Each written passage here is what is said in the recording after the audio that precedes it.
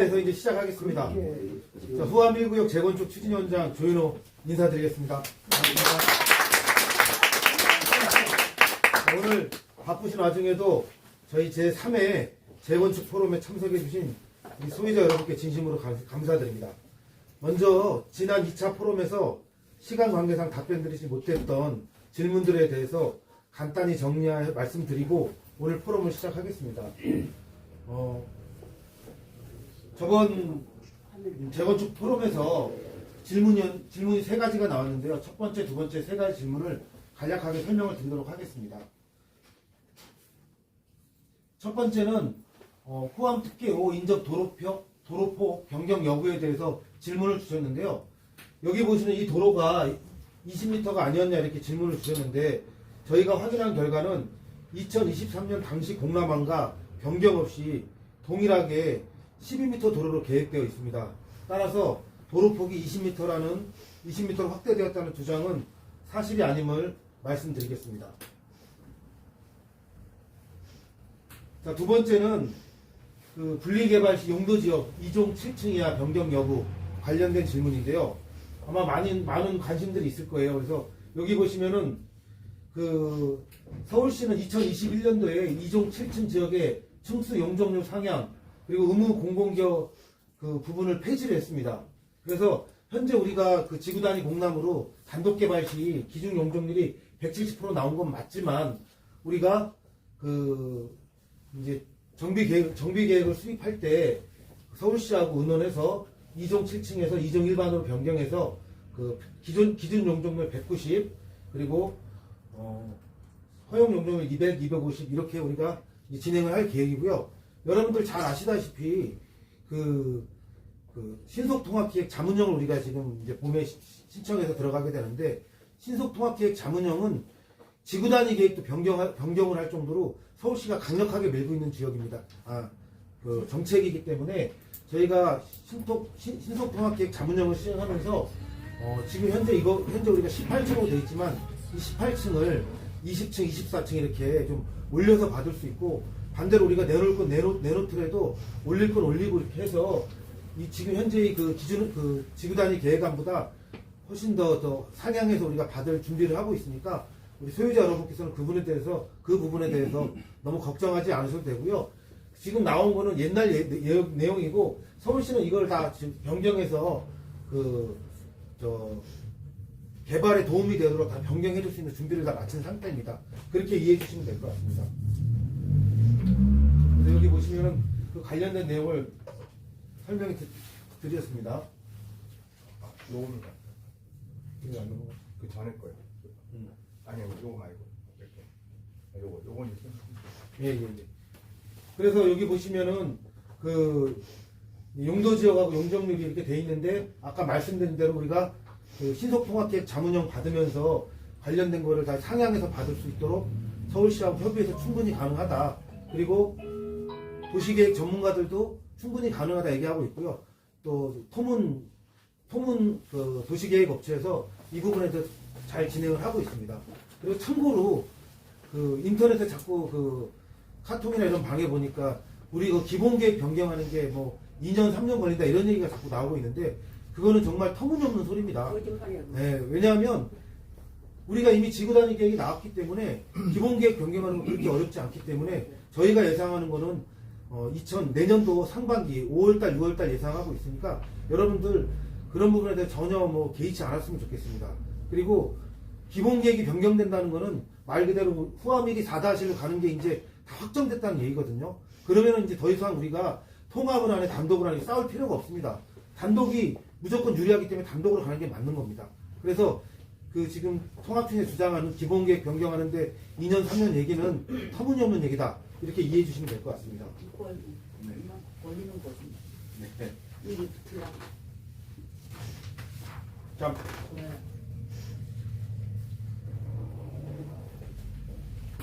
자 마지막으로 저희가 이제 기금 모금에 대해서 지금 진행을 하고 있는데 이거에 대해서도 많은 이야기들이 있더라고요. 마치 우리가 고금리를 주면서 주민들에게 투자를 강요한다는 등 막 여러 가지 얘기가 있는데 저희가 추진위가 구성돼 있기 때문에 이 기금이 가능한 거예요. 참고로 저희랑 비슷하게 지금 시작하는 목동 3단지는 한 달 만에 10억 기금을 마쳤습니다. 지금 많은 지역에서 그 사업을 시작하기 전에 기금 확보를 하기 위해서 그 주민들이 그 기금을 모아서 하는 데들이 많습니다. 목동 같은 경우도 그렇고요. 서울시에 많은 곳이 하고 있습니다. 전혀 우리가 하는 것이 이상한 것이 아니라 당연한 겁니다. 그리고 그 얘기도 들리더라고요. 우리가 기금을 하는데 정비구역이나 다른 업체에서 돈을 받으면 되지 왜 주민들한테 돈을 받냐 이렇게 얘기를 하는데 맞습니다. 저희가 정비업체 선정하고 정비업체를 이제 그 3월 총회 때 선정을 할 건데 계획인데 선정하면은 정비업체에서 입찰보증금을 내고 그 입찰보증금을 우리가 우리 운영자금으로 활용해 쓸 거예요. 당연히 다 활용해 쓰지만 우리가 지금 현재 그 오해하고 소송이 1심이 끝났지 않습니까? 거기에서 지금 우리가 이자를 연 12%를 주고 있기 때문에 오해에 줄 이자를 우리 주민들에게 차라리 돌려주겠다. 그 이자를 굳이 애매한 다른 업체에다 이익을 주느니 그 이익을 우리 주민들한테 주겠다. 그런 의도로 우리가 이걸 시작을 한 거거든요. 전혀 우리가 뭐 사업이 안 돼서 정비업체를 뽑지 못해서 이런 것이 아니라 저희는 지금 차근차근 착착 진행이 돼가고 있는 겁니다. 그래서 여러분들이 그 부분을 좀 이해를 잘 해주셔갖고 기금에 좀 적극적으로 좀 참여를 해주시길 부탁드리고요. 저희가 이제 10억을 목표로 하고 있는데 10억을 하게 되면 우리가 사용은 한 7억 정도 하고 3억 정도를 놔뒀다가 그걸 이자로 계속 지급해 나갈 거예요. 그리고 아까 말씀드린 대로 협력업체들이 생겨서 우리가 자금을 차입하는 시간이 되면 일부씩 또 상한해 나갈 겁니다. 그래서 자금을 사업을 원활하게 진행하기 위해서 자금을 확보하는 측면에서 진행하는 거기 때문에 그 부분에 대해 전혀 걱정하지 않으셔도 되고 말 그대로 우리가 추진위원회가 있기 때문에 이 자금 모집도 가능한 거다. 이렇게 이해해 주시면 좋을 것 같습니다.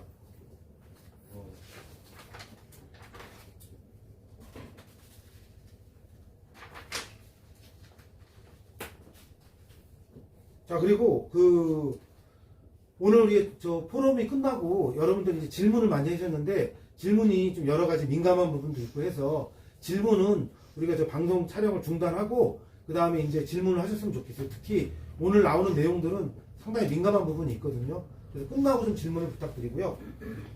그리고 그러면 이제 오늘의 포럼 주제를 소개해드리고 포럼을 시작하겠습니다. 오늘 포럼은 재건축 사업성 분석과 감정평가의 핵심 개념을 중심으로 준비했습니다. 우리 구역의 미래 가치를 보다 명확하게 이해하고 사업 방향성을 검토하는데 큰 도움이 될 것으로 기대합니다. 오늘 발표는 삼창감정평가법인의 임재남 대표님이 회사 소개를 해주실 거고요. 고병관 감정평가사님이 발표를 맡아주셨습니다. 그럼 먼저 임재남 대표님을 모시겠습니다. 여러분 박수 크게 한번 부탁드립니다. 인사드리겠습니다. 삼창감정평가법인 대표이사 임재남입니다. 반갑습니다. 오늘 그 포럼에서 감정평가와 관련해서 드리는 말씀에 대해서는 저하고 여러분들이 충분히 신뢰할 만한 가치가 있다라고 먼저 말씀을 드립니다. 이렇게 말씀드리는 이유는 저희 삼창감정평가법인이 지난 27년 동안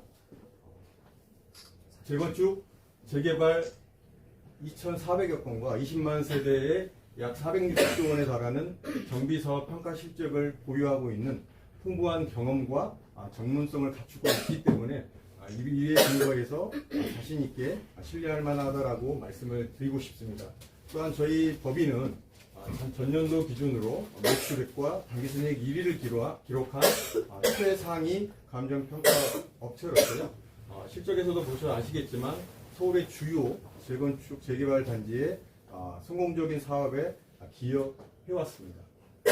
저희가 이 사업장을 분석하면서 개인적으로는 물건을 하나 사고 싶을 정도로 상당히 매력적인 사업장이다라고 생각을 했습니다.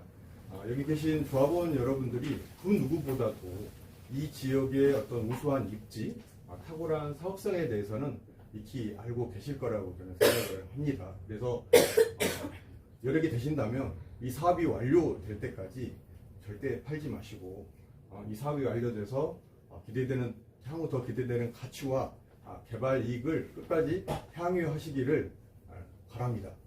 구체적인 내용에 대해서는 저희 담당이사가 계속해서 설명을 해 나가도록 하겠습니다. 네, 감사합니다.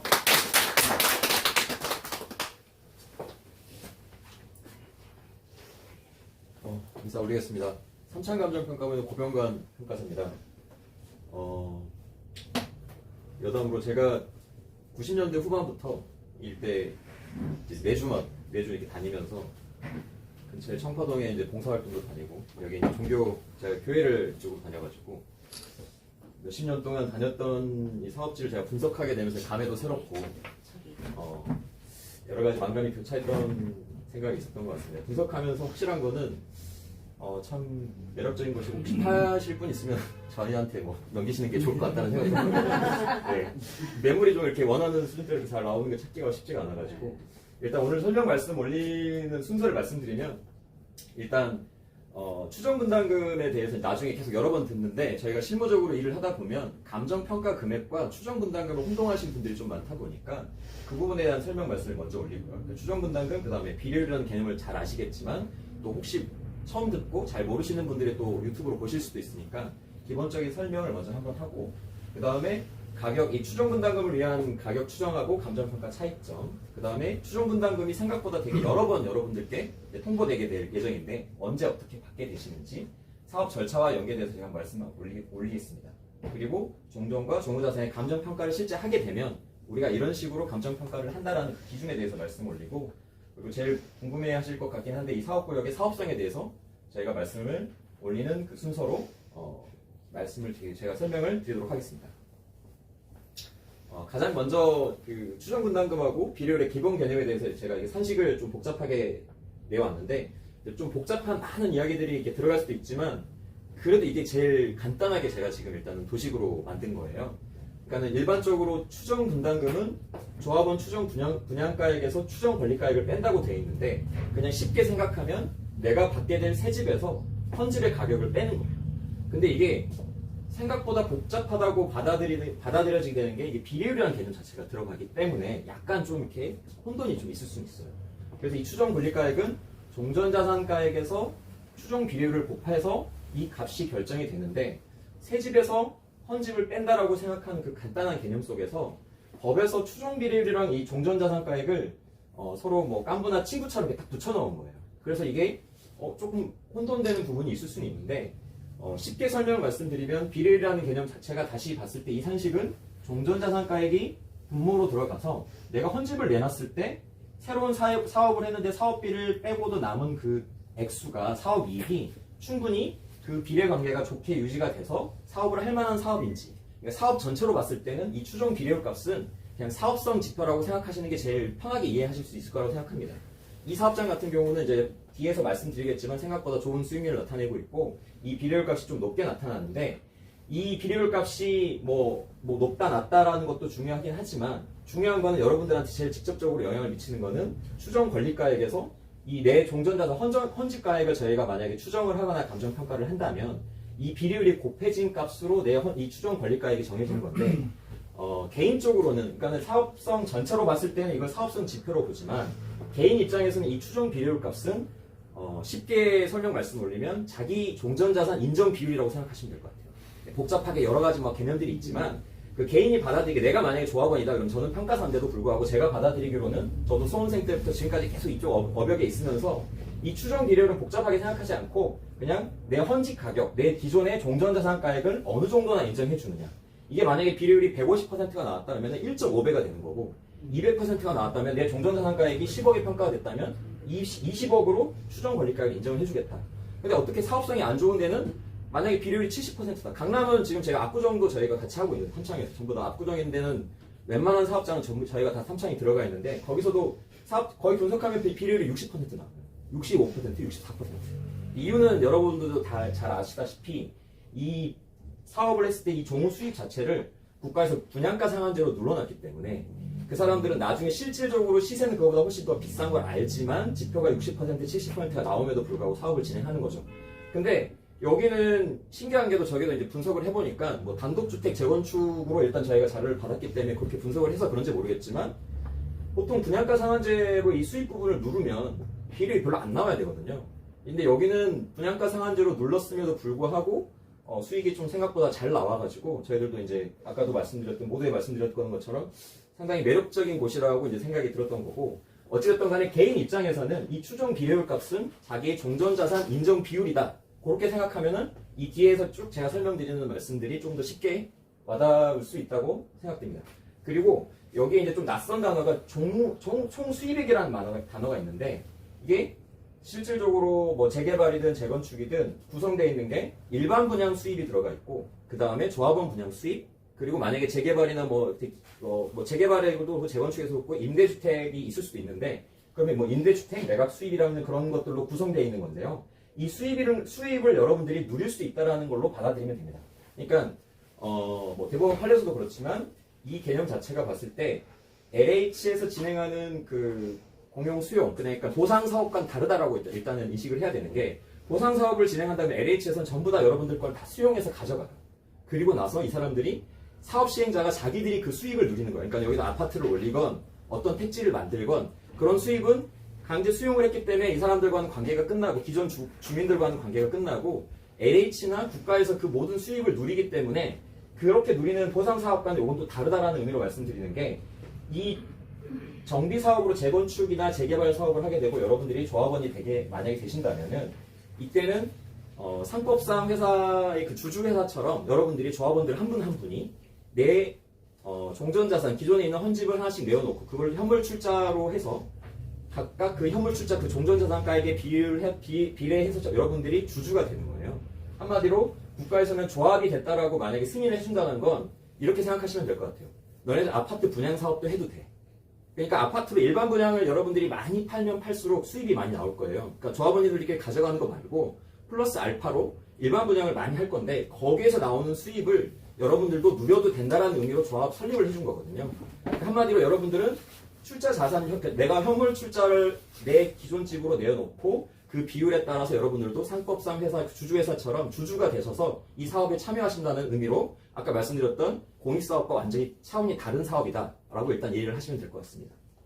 다음 페이지로 넘어가서, 그리고 이제 추정분담금을 한다고 해서 우리 집에 얼마다, 뭐 가격 추정된 금액이 얼마다 들었고, 나중에 감정평가를 했을 때 얼마다라고 들었을 때, 뭐 저도 주변에서 지인들이 막 내가 지금 얼마 평가액이 나왔는데 어떻게 내가 지금 분담금이 어떻게 되고 이렇게 저한테 물어봤을 때 제일 많이 겪는 게, 이 일반 조합원님들께서는 전부 다 추정분담금하고 감정평가액을 혼돈하시는 경우가 너무 많아요. 그러니까 어떤 통지서가 집에 왔을 때 추정분담금이어서 이렇게 어떻게 보면 조합에서는 보낸 건데 감정평가액으로 받아들이는 조합원들이 너무 많거든요. 그 이유에 대해서 말씀을 드리면, 이 추정분담금은 말 그대로 추정을 하는 거예요.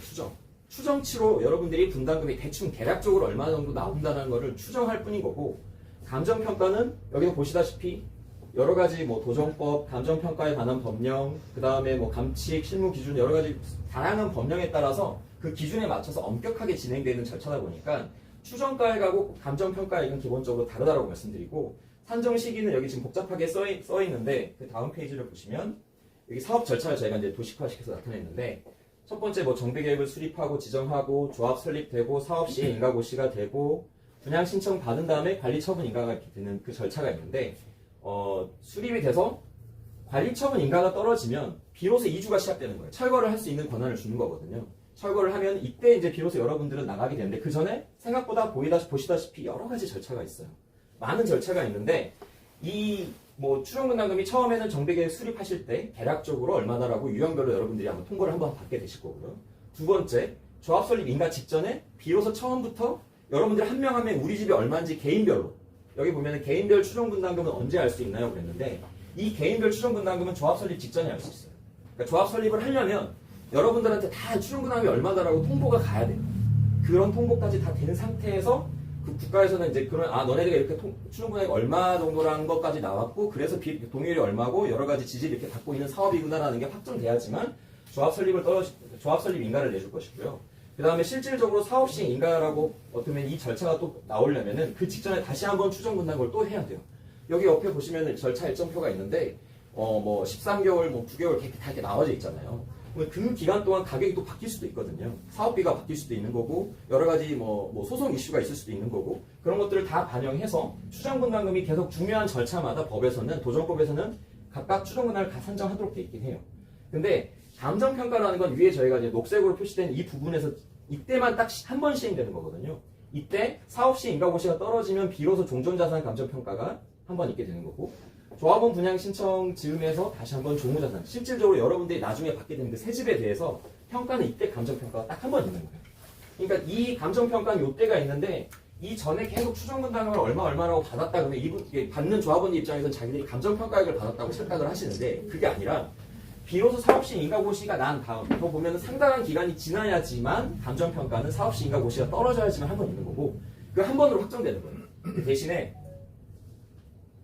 여기에서 이제 산정 시기는 복잡하게 돼 있지만 여기는 사업시 인가고시 딱 한 번 있는 거고, 가격 산정 기준도 여기서는 그냥 추정 당시에 대충 그 즈음에 얼마다라는 것만 저희가 산정하면 추정하면 되는 건데, 종전자산과 종무자산은 법상으로 확실하게 정해져 있어요. 제가 한남상구역을 현장조사를, 한남상구역도 제가 직접 했었거든요. 3년 동안 현장조사를 다녔어요. 거기 너무너무 사업지가 커가지고 제가 2019년도부터 22년도까지 현장조사만 계속 다녔었는데, 제가 22년도에 현장조사를 갔다 하더라도 그 한남상구역 같은 경우는 2019년도 3월이 사업시 인가고시거든요. 제가 22년도에 현장조사를 갔어도 그때 평가하는 거는 22년이 아니라 19년 3월이 기준 시점이 되는 거예요. 그러니까 나중에 평가를 막 돌아다니다 하더라도 법상에서 종전자산가액은 딱 정해놓은 날짜가 있기 때문에 그 날짜 기준의 가격만 나간다고 여러분은 아시면 되는 거고, 종무자산은 이제 미래에 나중에 있을 건데 분양 신청을 나중에 받으실 때 그 만료일쯤 해가지고 그날을 기준 시점으로 해서 평가를 하게끔 돼 있다. 근데 추정분담금은 전부 다 그냥 그때 당시 여러 절차에 의한 그 추정 당시 기준으로만 그냥 임의적으로 나간다는 것만 알고 계시면 될 것 같습니다. 그리고 또 큰 차이점이 있는 게 이 추정분담금은 뭐 어떤 업체가 어떻게 하라라는 법령의 규정이 따로 없어요. 그러니까 감정평가 법인에서 해드려도 되지만 뭐 임의로 조합해서 그냥 뭐 다른 협력기관을 통해서 해도 법상으로 문제될 건 전혀 없는 거죠. 근데 이 감정평가는 무조건 조합에서, 그리고 그러니까 재건축 사업 같은 경우는 조합에서 선정되거나 아니면 구청에서 선정된 2개 이상 법인에서 평균가액으로 산술평균해서 그만큼 공명정대하게 나갈 수 있게끔 법상으로 규정되어 있기 때문에 딱 한 번만 그렇게 있다라고 말씀드리면 될 것 같아요. 그러니까는 조합원님들 추정분담금을 받아도 계속 내가 뭐 감정평가액을 얼마 받았다고 착각하는 경우가 많이 발생하고 그 부분에 대한 민원이 너무 많기 때문에 제가 이렇게 시간을 할애해서 이제 설명 말씀 올리는 겁니다. 그리고 뭐 평가 방법에 대해서는 뒤에 제가 다시 한번 설명 말씀드릴 거고, 그 다음에 변동 가능성에 대해서 여기 말씀드리면 뭐 추정분담금 아까 말씀드렸듯이 시장 상황에 따라서 계속 바뀔 수 있는 거예요. 여러 절차에 따라서 그때 맞춰서 나가기 때문에 계속 바뀔 수도 있지만 감정평가액은 한 번 나가면 끝인 거예요. 그때 이제 그 금액이 거기서 픽스가 되는 거고, 이 금액은 거의 뭐 특별히 누군가가 임의로 막 이렇게 막 무슨 뭐 잘못을 저지르지 않는 한 바뀔 수 없는 금액이라고 일단 아시면 될 것 같습니다. 여기는 이제 설명 말씀드렸고요. 그리고 이제 종전자산, 그러니까는 여러분들께서 이제 제일 편하게 그냥 생각할 때 헌집하고 새집이 있으면 헌집에 대한 그냥 감정평가라고 생각하시면 될 것 같아요. 헌집을 평가를 한다고 하면 이거는 뭐 방금 아까 말씀드렸듯이 분담금 산정을 위한 조합원의 출자 비율이라고 했는데, 이게 결국은 복잡한 말이지만 내 헌집을 내놓고 현물 출자로 해서 내가 이 상법상 회사의 주주처럼 내가 이 주인이 돼서 이 조합 사업에 참여를 해서 내가 나중에 이 분양 수입도 누릴 수 있게끔 해주기 위해서 이렇게 비율을 결정하는 거고, 그 다음에 이 아까 말씀드렸던 분담금 그 산식에서 봤을 때 내가 나중에 새 집을 받게 된 금액에서 권리가액인데 요걸 2개를 붙여놓는다고 했죠. 비례율하고 종전자산가액. 인정 비율이 높으면 높을수록 종전자산가액 평가액이 얼마 나와도 더 높게 나올 수 있는데, 이 금액의 차익 중에서 제가 봤을 때는 지금 이 산식 중에 여기 이 노란색과 빨간색 글씨 표시된 이 부분에 해당된다고 알고 계시면 될 것 같습니다. 그래서 관련 법령이 여러 가지 복잡하게 여기가 저희가 이제 법령에 따라서 저희가 평가를 하게 되는 거고, 요거는 굉장히 먼 미래의 일이다. 일단은 사업시 인가고시가 떨어져야지 비로소 감정평가를 받게 된다고 생각하시면 될 것 같습니다. 그리고 기준 시점은 아까 말씀드렸듯이 사업시 인가고시 1 기준으로 나가게 돼 있고, 평가 방법에 대해서 이제 말씀을 드리면 이것도 좀 헷갈리기 좋은 부분인 것 같은데, 크게 일단 2가지 유형으로 나눠서 이렇게 조합원님들은 생각하시면 될 것 같아요. 내가 가지고 있는 물건이 단독주택이고 다가구주택이다. 그러면 지금 제가 설명 말씀 올리는 이 평가 방법에 해당되는 거고요. 그 다음 페이지를 보면 내가 가지고 있는 물건이 다세대라 연립이나 아파트에 해당된다. 그러면 지금 여기에 해당된다고 생각합니다. 근데 이게 겉으로 봤을 땐 똑같이 생긴 것들도 많아요. 그러니까 다가구 주택인데 다세대일 수도 있고 아닐 수도 있고, 그거는 여러분들이 공부를 떼보면 아는 거예요. 집합건물에 따른 어떤 그 집합건물에 따른 건물에 따라서 집합건축물 대상에 들어가 있다. 그럼 내 건물이 똑같이 생겼어도 옆집하고 우리 집하고 똑같이 생겼어도 우리 거는 다세대인 거고, 아니다. 우리는 집합건축물 대장에 돼 있는 게 아니라 그냥 일반 건축물 대장으로 돼 있다. 그러면 그거는 다가구 주택인 거예요. 근데 여기서는 좀 업이라는 그 평가 방법 자체가 아예 다르기 때문에 제가 말씀을 드리는 건데, 만약에 단독주택이고 다가구 주택이다. 그러면 다가구 주택이라 하더라도 다세대랑 똑같이 생겼다 하더라도 평가는 토지에도 토지 플러스 건물로 끝나는 거예요. 그리고 다세대 주택이다 그러면은 여러분들이 잘 아시다시피 거래사례 비교법으로 평가를 하게 돼 있어요. 요거는 관련 법상 이 구분 건물 같은 경우는 집합 건물 같은 경우는 대지권하고 그 다음에 건물을 일체로 평가하게끔 법에서 강제를 하고 있어요. 그래서 거래사례 비교법으로 평가를 하고, 이 거래사례 비교법은 주변의 거래사례를 다양한 요인치를 저희가 비교해서 평가를 하게끔 돼 있고, 그 다음에 토지 건물에 해당, 내가 이거 단독하고 다가구 주택에 해당된다. 그러면 토지가액 플러스 건물가액인데, 이때 토지가액은 여러분들 잘 아시다시피 공시지가 기준법으로 평가를 하게 돼 있어요. 근데 여기서 이제 다시 한번 헷갈리시는 분들이 많이 있는 게, 공시지가 기준법이면 우리 집이 공시지가로 평가가 된다는 건가? 뭐 그렇게 헷갈려 하시는 분들이 많단 말이에요. 근데 그게 아니라 제가 여기 파란색 글씨로 표시했는데, 현재 공시지가에다가 뭐 시점 수정, 지역 요인, 개별 요인 하고, 이제 개별 요인 저희 여기 밑에다가 예시로 여러 가지를 해놨는데, 생각보다 저희가 다양한 요인치를 고려해서 평가를 하거든요. 근데 여기서 그 밖의 요인이라고 해가지고, 여기서 이 그 밖의 요인이 중요한 게, 결국은 이 그 밖의 요인을 가지고 시세를 저희가 반영을 해요. 그러니까 주변의 시세를 하나하나 다 분석을 하고, 거래된 것들이 있으면 뭐 토지 건물 같이 거래된 것도 있으면 다시 건물도 배분해서 다시 분석을 해보고, 그 다음에 이 거래의 추세도 저희가 분석을 하고, 그래서 그런 요인치들이 결국은 공시지가로만 평가가 그 수준으로만 끝나는 게 아니라 그 밖의 요인이라는 것을 통해서 감정평가사들이 결국은 시세를 어느 정도 저희가 다 반영을 해서 평가를 하니까 그 부분에 대해서는 염려하시지 않아도 되고요. 그 다음에 원가법 같은 경우는 보통 저희가 토지하고 건물 있으면 실질적으로 저희가 이번에 분석을 해봤을 때 전체 총 평가 금액이 뭐 몇 조다 그러면은 그 안에서 건물가액, 그러니까 집합건물 빼고 건물가액만 해당되는 비율은 2%도 안 돼요. 그러니까 한마디로 건물 가격은 생각보다 그렇게 높진 않고, 오래돼가지고. 예, 거의 다 오래된 곳이니까 저희가 지금 재건축이나 재개발을 하고 있는 거죠. 근데 물론 종종 이렇게 신축으로 이렇게 지어지신 어떤 지은 건물도 있고 그런 것들은 당연히 높게 평가 금액이 되는데, 전체적으로 봤을 때는 노후화된 건물이 많다 보니까 평가 금액은 생각보다 그렇게 크진 않아요, 건물이. 근데 저희가 평가하는 방법은 신축을 했을 때, 이걸 신축으로 지었을 때 가격을 먼저 산정을 하고, 거기에서 이게 몇 년이 지나고 관리 상태가 어떻게 되고 그런 것들을 반영해서 감가를 한 금액으로 저희가 평가를 할 거고, 그 금액을 토지하고 건물을 합쳐서 나중에 이제 추정분담금이나 아니면 감정평가 어떤 내용을 그 페이퍼로 받게 되신다면은 우리 집이 단독 다가보다 그러면은 토지가액 플러스 건물가액으로 분명히 나온다는 점 말씀드리겠습니다. 그래서 여기 보면은 뭐 도로도 보고, 뭐 교통시설과의 거리, 뭐 편의성도 보고, 상가, 뭐 상권도 보고, 저희가 뭐 보면 학교, 그 다음에 관공서, 그 다음에 종황, 경관, 뭐 토지의 이용 상황이 뭐 상업용인지 주거용인지, 그 다음에 이게 경사진지 아닌지, 뭐 이게 각지가 뭐 여러 뭐 이면 획지인지 삼면 획지인지, 용도 지역이 어떻게 되는지 다양한 요소들을 다 종합적으로 고려해서 평가를 하고요. 그 다음에 다세대 같은 경우는 실거래를 더, 뭐냐면 실거래 자체를 그냥 여기 단가의 산식 자체가 여기 단가를 넣고 사전 고정, 시점 수정, 지역 요인, 개별 요인을 고려하는데, 여기서도 이게 뭐 단지 외부 요인인지 단지 내부 요인인지 그다음에 호별 요인인지, 그러니까 단지 외부 요인 같은 경우는 아까도 토지 부분하고 비슷한데 뭐 도로 조건이라든가 주변의 뭐 접근성이라든가 다양한 것들을 종합적으로 제가 고려를 하고, 단지 내부 요인 같은 경우는 건물에 관련된 내용이에요. 우리 집 건물 자체가 좋은 건물인지 신축 건물인지, 뭐 그러니까 오래된 건물에 비해서는 당연히 신축 건물이 더 좋을 것이고, 건물 자체로 봤을 때 이게 뭐 용도도 또 어떻게 보면 상업용인지 뭐 주거용인지, 뭐 참고로 말씀드리면, 그러니까 이건 약간 좀 팁으로 말씀드리면, 어떤 분들이 우리 집이 상업용을 너무 잘 쓰고 있다 어떻게 막 하는데, 현실적으로 오래된 건물들은 평가 금액은 주거용이 더 높습니다, 단가가. 근데 이제 자기가 상업 장사를 하고 있으니까 더 높은 금액 이렇게 높게 해달라고 해가지고 막 민원 넣으신 분들도 있는데, 금액은 공부상 주거용인 것들이 아마 일반적으로는 상업용보다 더 단가는 높게 형성되어 있는 부분이 있다는 점 그냥 뭐 지나가는 말씀으로 드리는 거고, 그 다음에 호별요인도 여기 층이 우리 집이 몇 층인지, 그러니까 부동산에서 거래될 때 보통 대지권만 놓고 직관적으로 판단하시긴 하지만, 감정평가는 생각보다 그렇게 단순하게 대지권만으로 평가되지는 않아요. 위치가 좋은 대지권이 똑같이 많다 하더라도 당연히 위치가 큰 길가에 있는데, 뭐 주거 환경성이 만약에 주거용이라고 하면 쾌적성이 더 좋은 데에 위치한 것이 당연히 가격이 높게 나갈 것이고, 이게 뭐 건물이 더 신축인지, 그 다음에 위치가 뭐 끝에 호수인지 아닌지, 그 다음에 우리 집이 1층인지 3층인지 개방감이 좋은지 아닌지, 제가 옛날에 그 후암동에 친구 집에도 놀러 갔었는데 여기 남산타워 뷰가 기가 막히더라고요. 그 친구가 막 자기 자랑해서 올리고 막 했었는데 그런 개방감 같은 것들은 어떤 집은 똑같이 이쪽에 있다 하더라도 뭐 개방감이 안 좋을 수도 있고 어떤 집은 개방감이 좋아서 남산타워가 잘 보이고 또 나중에 이쪽에 지어질 뭐 이쪽 편에 개방감이 좋은 여러 가지 뭐 시설들이 있다. 그러니까 특히 한강 같은 경우는 제가 한남동 다닐 때는 이제 진짜 그 한강 중앙권 때문에 진짜 민감했었거든요. 그런 것들이 다 가격 요인으로 들어가는 거지 단순히 대지권만으로 평가되지는 않는다는 점 말씀드리겠습니다.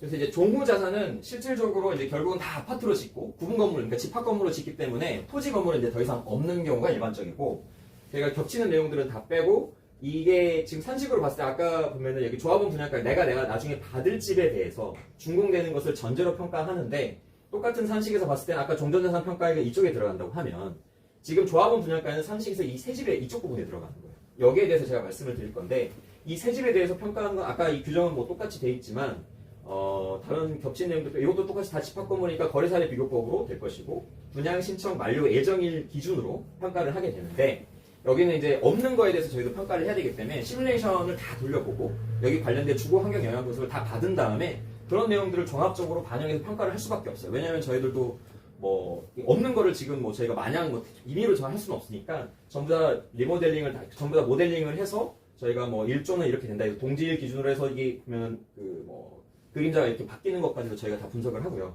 그 다음에 조망도 개방감 이렇게 지었을 때 주변에 있는 것들이 3D로 봤을 때는 요렇게 지금 개방감이 여긴 좋네 안 좋네까지 저희가 각 호별로 전부 다 분석을 해서 그런 것들을 가격을 반영을 하고 뭐 소음도 여기는 이 주변 도로변이 근처에 있으면 보통 뭐 소음이 이 정도 된다. 뭐 빨간색이 있으면 더 안 좋은 거고 뭐 녹색일수록 좀 더 좋은 그러니까 더 조용한 곳에 있기 때문에 그런 것까지 저희가 종합적으로 고려를 하게 해서 저희가 지금 종후자산을 평가를 하게 된다는 점 말씀드리겠습니다. 그리고 이제 사업구역의 사업성에 대해서 이제 제가 간단히 말씀드리겠는데 결론은 지금 여기 비례율은 117.23%가 나와요. 그럼 보시면은 생각보다 별로 기대한 것만큼 안 높네 이렇게 생각하실 수도 있을 것 같아요. 근데 이거는 조금 저희들도 이제 분석하는 입장에서 이제 아까 모두의 서두에 보셨듯이 저희가 사업구역을 여러 군데 이제 분석을 하다 보니까 조합을 위해서 그리고 나중에 이렇게 설립될 조합을 위해서 최적의 비례율은 이 정도라고 일단은 생각하고 요거보다 솔직히 더 좋게 만들 수도 있겠다라는 생각이 들긴 합니다. 왜냐하면 저희 평가사들이 갖고 있는 어느 정도의 재량이 있기 때문에. 근데 너무 비례율이 좋아도 그 또 여러 가지 유관기관에서 많은 것들을 또 뜯어가고 싶어 하고 또 복합적인 여러 저희가 이제 사안들을 고려해서 일단은 이 정도로 지금 일단 말씀을 드렸고 요게 뭐 다양한 상황에 따라서 바뀔 수 있다는 점은 이제 미리 한번 말씀드리긴 하겠습니다. 그래서 전체 세대수는 저희가 그 설계 자료를 받기로는 1850세대로 일단은 받았는데 거기에서 예상되는 조합원 숫자가 1050명 정도 되고 그리고 이 사업은 청산자가 이제 기본적으로 뭐 몇 %다 있다라는 걸 저희 일단 가정을 해야 되는 상황이니까 청산 비율 한 10%로 고려했을 때는 지금 조합원이 예상되는 조합원 수는 945명인데 모두 다 그 전제 조건이라고 말씀드리겠습니다. 이게 뭐 실질적으로 나중에 분석을 해보면 조금씩 달라질 수는 있겠죠.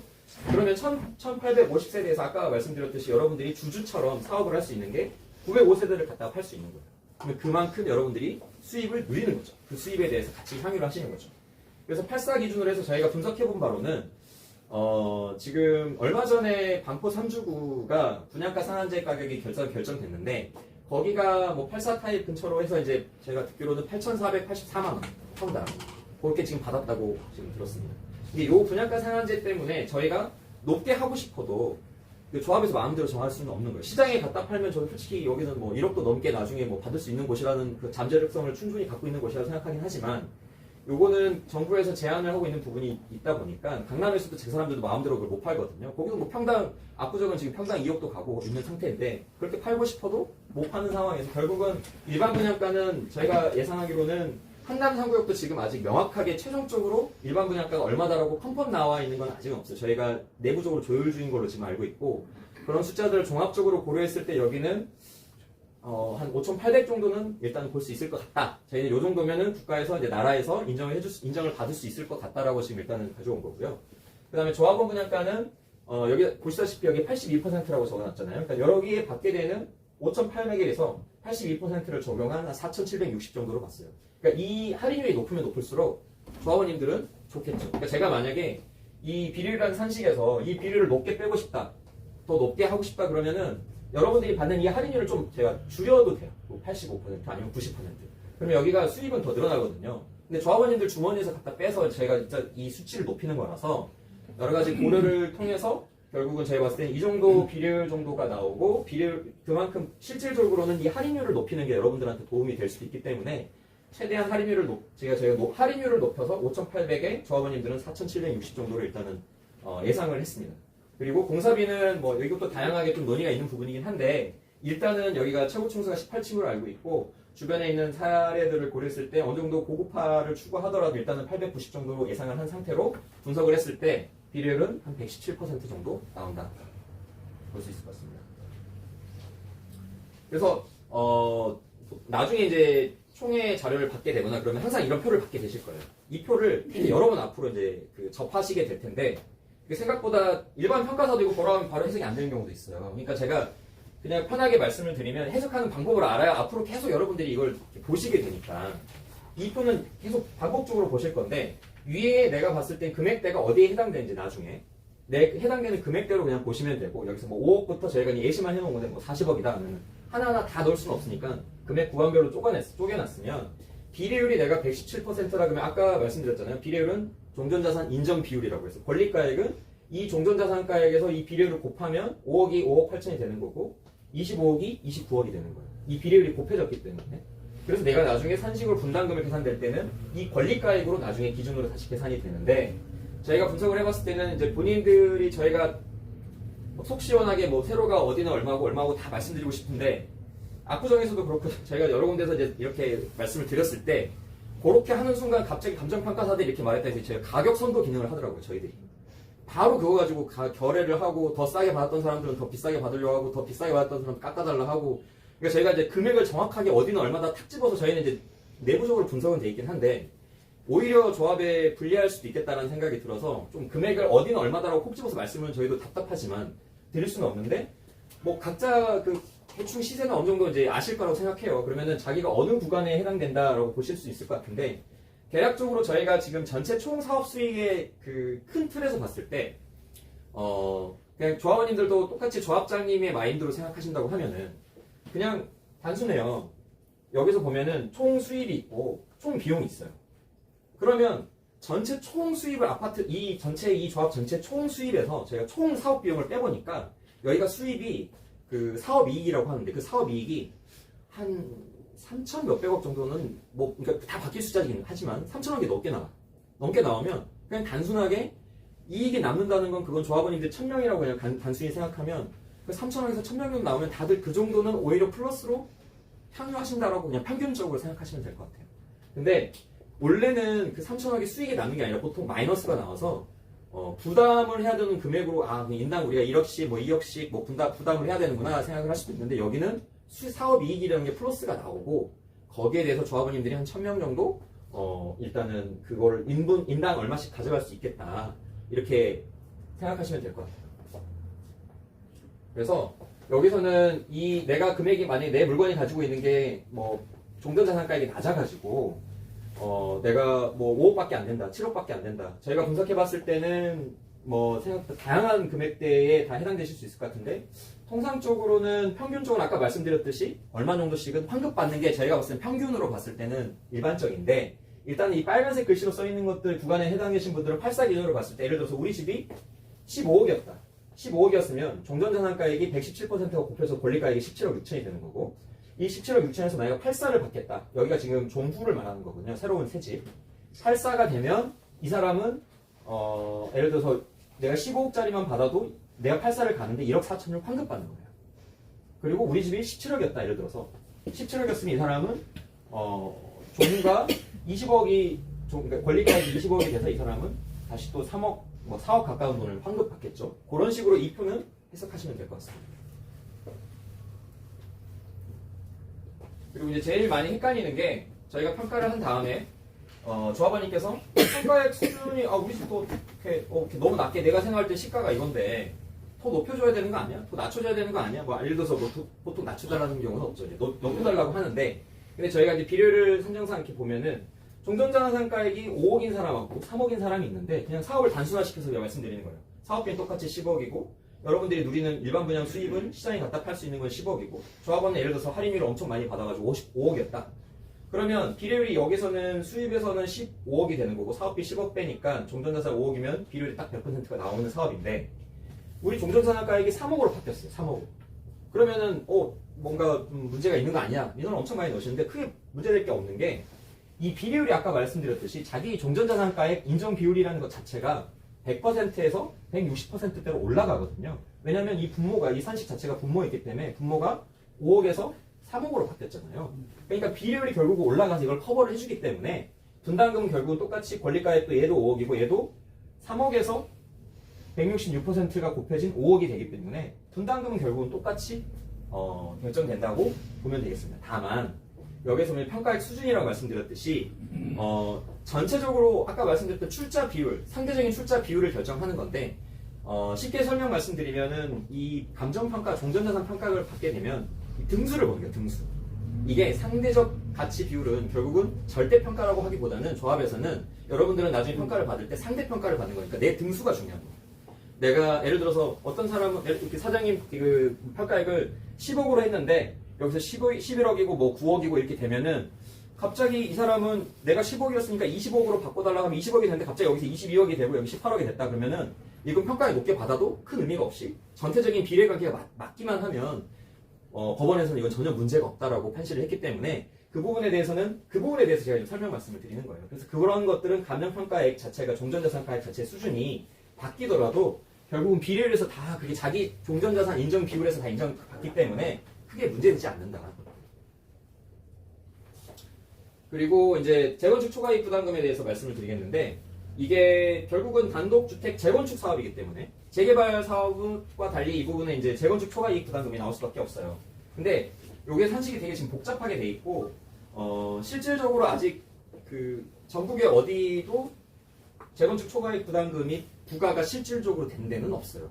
왜냐하면 너무 민감하기도 하고 요게 지금 이게 저희 사업장 같은 경우는 지금 보시면 조합 설립 인가일 기준이 이게 이 개시 시점이라 해서 이 분석을 비로소 시작할 수 있는 시점이 돼요. 개시 시점 자체가 여기서 이제 이 산식을 저희가 적용해서 산정을 하려면 조합이 설립이 돼야 돼요.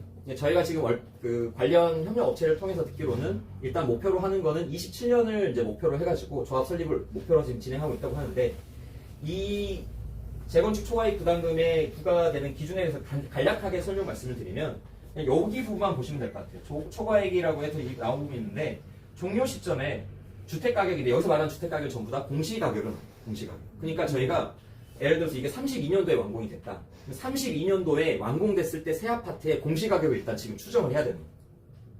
그러니까 어떻게 보면 장님이 진짜 물꼬리 잡는 거랑 똑같은 거예요. 이게 산식 자체가 저희가 미래에 뭐 7, 8년 후에 아니면 10년 후에 제가 1년 후도 솔직히 저한테 예측하라면 좀 맞추기는 어려운데 한 7, 8년 후에 이래까지도 거기에 공시가격까지 말해야 되는데 공시가격도 여러분들이 언론 통해서 접해보시면 아시다시피 어떤 해에는 공시가율을 현실화율을 높이겠다. 낮추겠다. 그러니까 시세는 만약에 시세는 안 바뀌고 그대로 있다 하더라도 이 공시가격 자체는 주택가격이라 말하는데 여기서 주택가격 전부 다 공시가격을 말하는데 주택가격이랑 공시가격 자체도 정부의 정책에 따라서 현실화율에 따라서 계속 바뀌거든요. 시세도 바뀌지만 이 시세가 고정됐다고 하더라도 현실화율에 따라서 공시가격은 계속 바뀌기 때문에 지금은 솔직히 추정하는데 큰 의미가 없어요. 너무 많이 바뀔 숫자를 저희가 어떻게 예측을 하겠어요. 근데 그냥 그 큰 방향만 먼저 말씀을 드리면 나중에 새로 지었을 때 아파트의 공시가격이 이 정도라고 하면 여기에서 이제 지었을 때 여기 여러분들이 지금 개발을 안 하고 있을 때 개발을 안 하고 그대로 그냥 가지고 있었을 때 만약에 7, 8년에 똑같이 가져갔을 때 그걸 정상주택 가격 상승분이라고 하는데 남들은 다 개발하는데 우리 단지는 개발을 안 했어. 그냥 그대로 똑같이 갔어. 그러면 이 정도로 갔을 때 나중에 자연적으로 상승률이 있을 거 아니에요. 그때의 상승률을 비교해가지고 그 차액에 대해서 이건 초과이익이다 생각해가지고 거기에 대해서 여기에 지금 저희가 제시한 표에 따라서 부과를 하는 건데 그때 그대로 부과한 게 아니라 이 구간이 예를 들어서 뭐 2천억에서 뭐 5천억이 됐다면 3천억이 된다 치면 그 3천억에서 저희가 사업비가 예를 들어서 2천억이다 그러면 1,000억만 남겠죠. 근데 사업비는 공제한 나머지에 대해서 부과를 이 구간에 따라서 하는 건데 이제 그것조차도 여기 보시다시피 1세대 1주택자 같은 경우는 이제 감면 비율이 적용되는 거라서 부과되는 종료 시점으로부터 소급해서 한 6년 이상 보유하게 된다. 그러니까 뭐 32년이면 그때부터 6년 전으로 돌아가서 32년에 6년 전이면 26년에 가지고 있었어. 그러면 6년만 가지고 있으면 10% 감면이 되는 거고, 우리 굉장히 많이 오랫동안 갖고 있었어. 20년 동안 내가 이상 갖고 있었다. 그러면 70%까지 감면이 돼요. 부과되는 금액에 다시 감면율이 있다라는 거는 여러분들이 아시면 좋을 것 같아요. 근데 저희가 이제 다른 단독주택 재건축 사업 같은 경우는 부가액이 얼마지라는 것들이 좀 궁금할 수도 있잖아요. 지금 실질적으로 이제 부가를 앞두고 있는 단지들이 있긴 있거든요. 그래서 이 재건축 초과이익은 결국은 한국부동산원이라는 데서 마지막에 검증을 하게 돼 있어요. 실질적으로는. 그러면 그쪽에 제가 이제 여러 가지 뭐 채널을 통해서 이제 물어보고 문의를 해보고 저희가 회신을 받기로는 현재 서초동에, 그러니까 서초구 쪽에서 이제 단독주택 재건축을 하고 있는 데가 부가를 앞두고 있긴 있지만 실질적으로 부가는 못했지만 아직 부가를 앞두고 있는 데는 저희가 문의하기로는 강남 서초에서도 한 1억 미만으로 일단은 부가 예정이다. 그것도 이제 아직 확정된 게 아니라 이제 그렇게 검토되고 있다라고는 들었어요. 근데 이게 저희도 똑같다고 말씀드리긴 좀 어려운 게 결국은 앞에 먼 미래의 일에 대해서 사업 뭐 규모도 다를 수도 있고 사업 비용이 다를 수도 있고 똑같다고 말씀드리긴 좀 어려운데 결국은 강남에서는 지금 이건 일단 지금 현재 부과하려고 한 돈이 한 1억 정도가 안 되는 정도로 부과는 하려고 하는데 그 금액은 아까 말씀드렸듯이 이 개인 1세대 1주택에 따른 감면율이 적용되기 전 그냥 일반적인 금액이고 거기에 대해서 또 개인의 신분에 따라서 부과율이 좀 달라질 수도 있겠죠. 근데 이제 요거는 그냥 참고로만 말씀드리는 거고 어쨌든 간에 지금 현재 상태에서는 분석하기는 당장은 어려운 부분이 있습니다.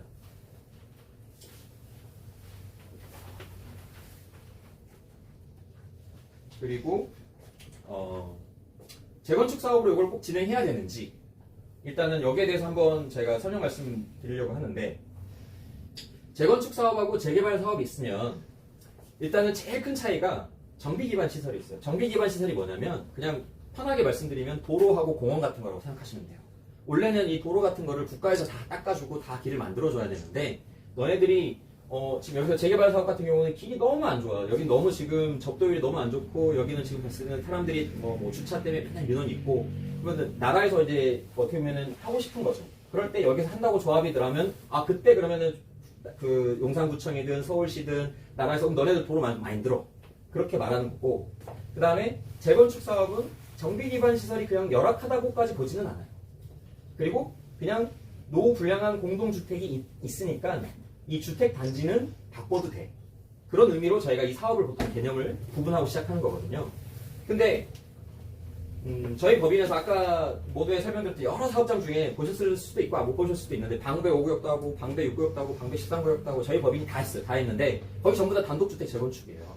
거기 보면 약간 진짜 격자형으로 예쁘게 만들어져 있어요. 그 필지 자체가 방배 5구역에 가면 제가 방배 5구역에 진짜 현장 조사 다니면서 땀 엄청 많이 흘렸었는데 근데 여기는 개인적으로는 조금 그 정도의 격자형은 아니라고 저는 생각하고 있기는 해요. 하는데 왜 이런 말씀을 드리냐면 그럼에도 불구하고 재건축 사업으로 봐줬다라는 건 특혜라고 저는 생각하긴 해요. 약간 플러스가 되지 않나. 완전히 지금 구조로 그림으로 봤을 때는 재개발 뭐 그렇게 뭐 갈 수 있긴 한데 왜 이렇게 되면은 뭐냐면 전기기관 시설이 열악하다고 되면 여기 밑에 보면 기부채납 비율이라 가지고 많이 뜯어가요. 뜯어가가지고 다 도로를 만들 거야 전부 다. 왜냐면 여기는 다 뜯어 고쳐서 전부 다 도로를 좋게 만들어야 되니까. 그러니까 뭐 용산구든 서울시든 다 뜯어가가지고 도로를 많이 만들어야 되고 심지어 공사비도 너네가 내 이렇게 한단 말이에요. 여기에서 이미 기부채납 비율이 있는데 저희가 비슷한 사업장 구분하면은 전기기반 시설 설치하는 공사 비용만 뭐 비슷한 규모 딱 부러지게 제가 말씀드리긴 어렵지만 보통 뭐 6, 70억 이상은 무조건 나와요. 그것도 물가가 계속 오르기 때문에 더 올라갈 확률이 높아요.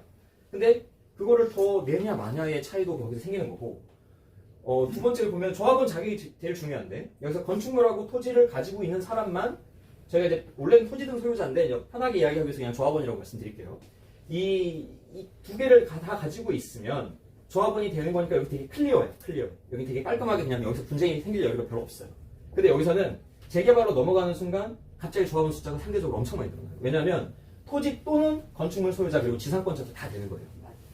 그러니까 이게 별거 아닌 것처럼 보이는데 제가 한남 3구역을 평가를 했는데 거기가 23년에 관리처분 인가고시가 떨어졌어요. 그래서 이제 철거를 해도 되고 이주를 시작해도 되는 사업장이 됐어요. 됐는데 제가 진짜 지난주 목요일에 갑자기 조합에서 공문이 왔어요. 공문이 와서 관리처분 일부 취소 판결을 받았다고 해서 어떤 조합원이 승소를 한 거죠. 나도 조합원으로 비로소 인정받게끔 된 거죠. 그래서 저희한테 지금 다시 평가를 해달래요. 다시 평가 금액이 얼마인지 제가 2019년도에 한 달 전에 시작했던 그 사업장에서 25년 지금 저한테 다시 연락이 왔어요. 공문이. 관리처분 인가고시 일부 취소가 됐으니까 거기에 대해서 이 사람들을 조합원으로 편입시켜줘야 돼. 그러니까 그 말인 뜻은 뭐냐면 제가 극단적인 예를 말씀드린 거죠. 이 팩트를 말씀드린 거죠. 저는 제가 겪은 일이니까 계속 싸워요. 그 사람은 보이지 않는 되게 이상한 그 옹벽 옆에 건물 조그맣게 있었어요.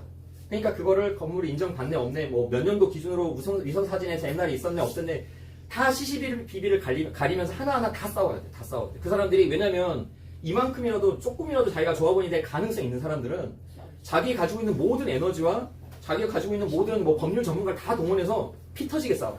조합하고. 싸워야 돼. 계속 싸워야 돼요. 22년도, 23년도에 관리처분이 떨어졌어도 이 사람은 계속 싸우고 있으면 판결은 생각보다 늦게 나거든요. 왜냐면 판사들이 그것만 한 건 아니니까. 생각보다 굉장히 늦게 판결이 나오는데 관리처분 인가고시 일부 취소 판결을 받았다고 저희한테 평가 다시 지금 또 해달라고 왔어요. 그럼 해줘야죠, 저희는. 저희는 뭐 시킨 대로 하는 거니까. 근데 이 조합원 수가 생각보다 많아진다라는 게 단순히 숫자가 많아진 게 아니고 그 다음을 보면은 소송하고 행정부담이 갑자기 엄청나게 늘어나요. 그러니까 이 부분에 대해서는 이 사업을 하지 않는 한 안 해봤던 사람들은 알 수가 없어요. 그냥 막연히 그냥 뭐 재개발이고 재건축이나 보다라고 생각하는데 그게 아니라 조합원 숫자가 늘어나면 분쟁이 엄청 많아져요. 내가 진짜 0.1%의 가능성만으로도 내가 이 좋은 땅에 조합원이 될 수 있다라는 게 있으면 그 사람들은 진짜 피 터지게 싸워요. 그런 것들을 조합에서 계속 감내해야 돼요. 계속. 그리고 뭐 재건축 초과입과가 아까 말씀드렸듯이 여기서는 적용 대상이고 재개발은 그거 없겠죠. 그리고 세입자 보상. 세입자 보상도 재개발 사업은 명시적으로 돼 있어요. 주거 이전비, 영업보상비 지급해라. 여기서는 명시적인 의무는 없어요. 물론 이제 실무적으로 있을 수는 있어요. 실무적으로 원활한 사업 진행을 위해서 빨리 사업이 진행되면 될수록 조합이 유리한 부분이 있으면 뭐 그런 부분이 될 수는 있지만 이 주거 이전비는 지금 여기 보면은 저희가 뭐 조합원이 1000명 정도라고 생각했는데 뭐 다가구 주택의 세입자가 몇 명이나 있을까요? 어떤 데는 뭐 10명이 있을 수도 있고 단독주택도 저희가 가보면 세입자가 단독주택인데 주인집 있고 2층이랑 뭐 해서 3-4명 있을 수 있어요. 그 사람들 다 보존해야 돼요. 주거 이전비 다 줘야 돼요. 다 주고 영업보상비도 이 사람들이 안 나간다. 그러면 법상으로 법에서 정해진 절차에 따라서 맞춰서 계속 하나하나 다 이렇게 사람들과 협상을 해가야 돼요. 그런 의무가 재개발에는 있어요. 근데 여기에서는 조합에서 필요에 따라 할 수는 있지만 이게 법상 의무가 아니라는 게 되게 중요한 거거든요. 그리고 국민주택 규모 뭐 8호제곱미터 이하를 뭐 얼마나 더 이렇게 해야 되는지에 대해서도 법에서 강제하고 있어요.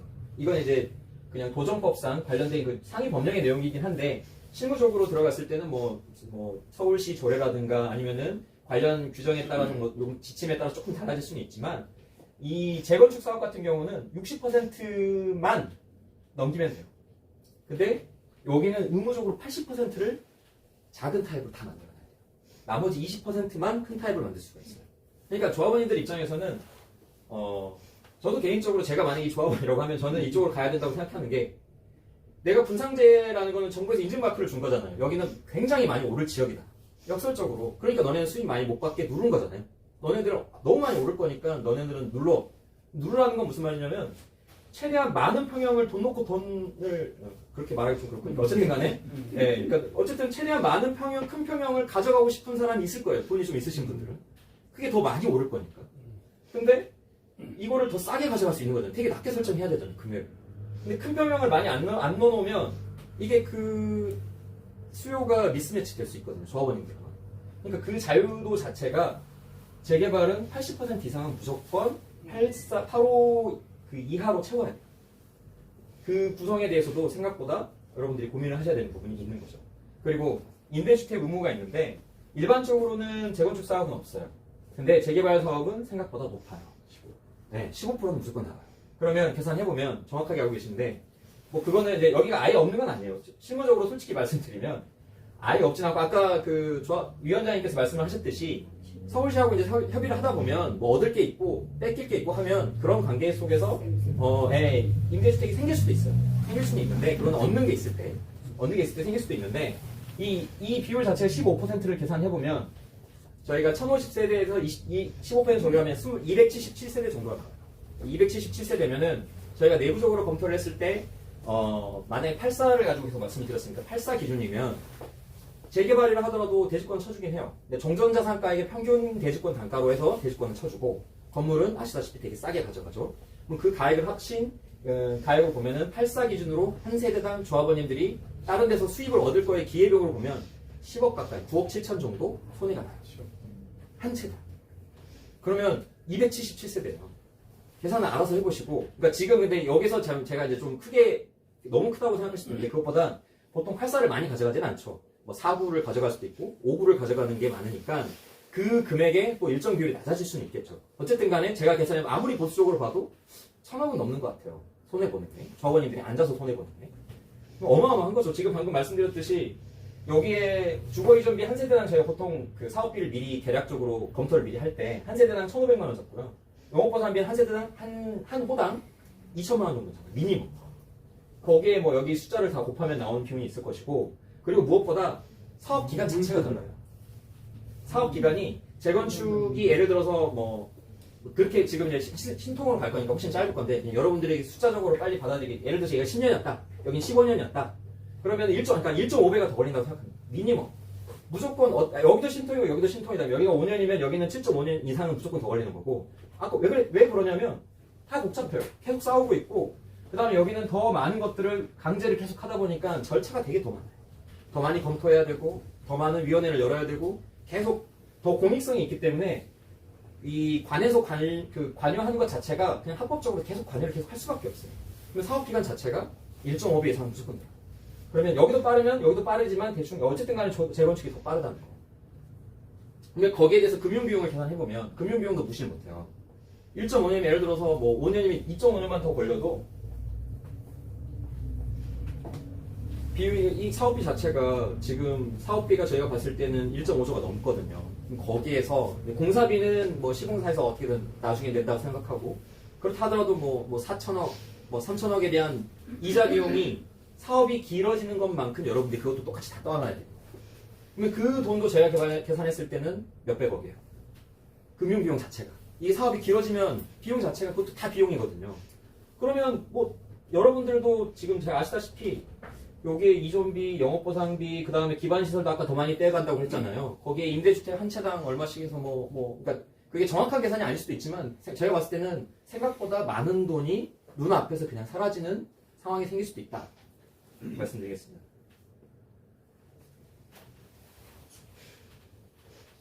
그래서 얼마 전에 주택산업연구원이라는 데서 지금 11월 19일이죠. 진짜 바로 최근인데 분석을 했어요. 근데 여기는 이제 공공시행에 대해서 이야기는 했지만 여기에 중요한 멘트가 들어가 있어서 제가 하나 캡처해서 왔는데, 여기 보면은 늘어난 용적률 상당 부분을 임대주택으로 환수하기 때문에 이쪽에서 진단했던 건 뭐냐면 단지의 가치 하락이 우려된다.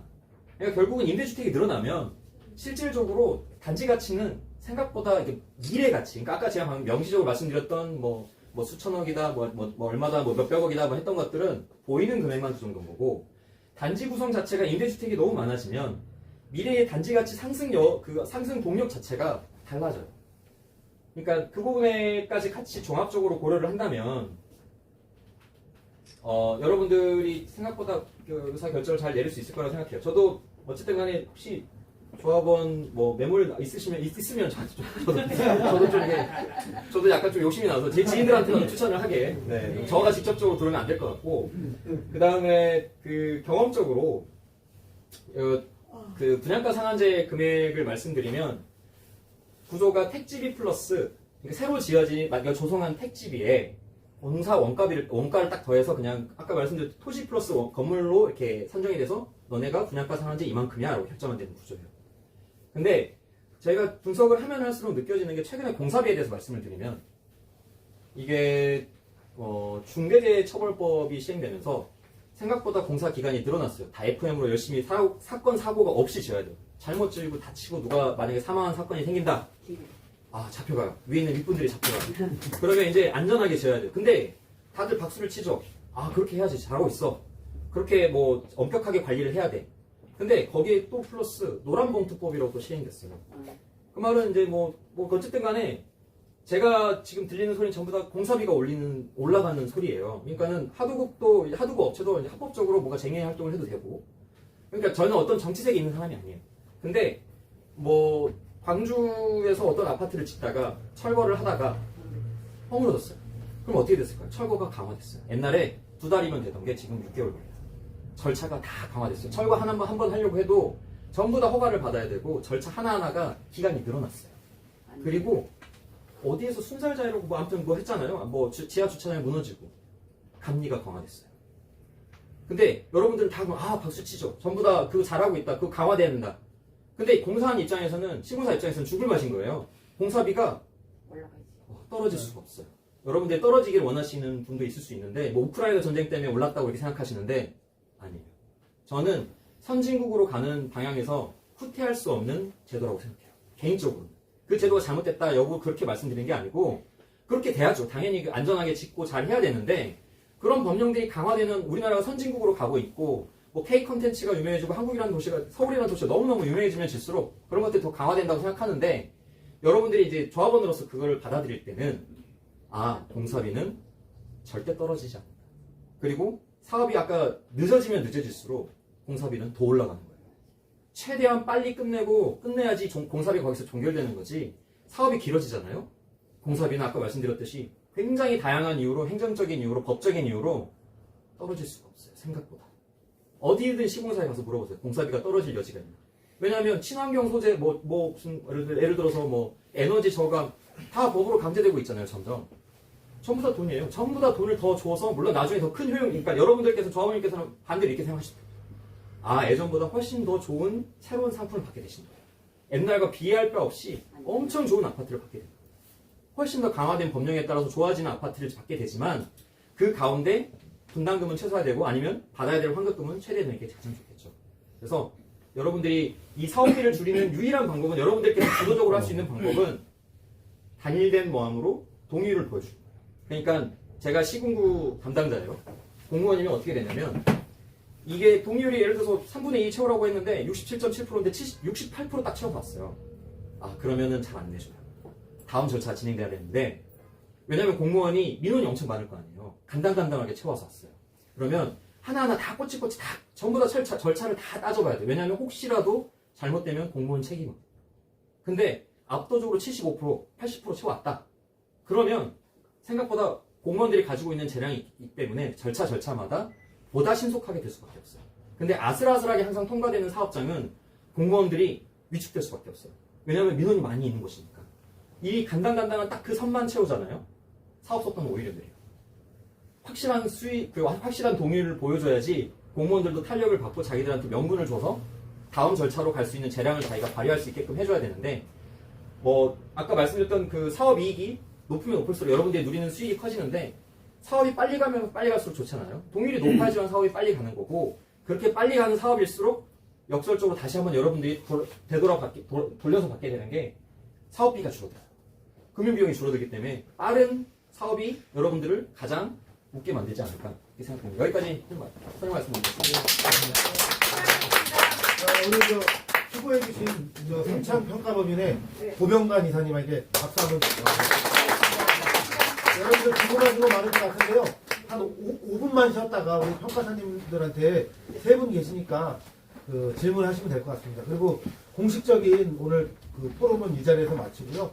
또 다음번 포럼 때 또 필요한 거 있으시면 또 제가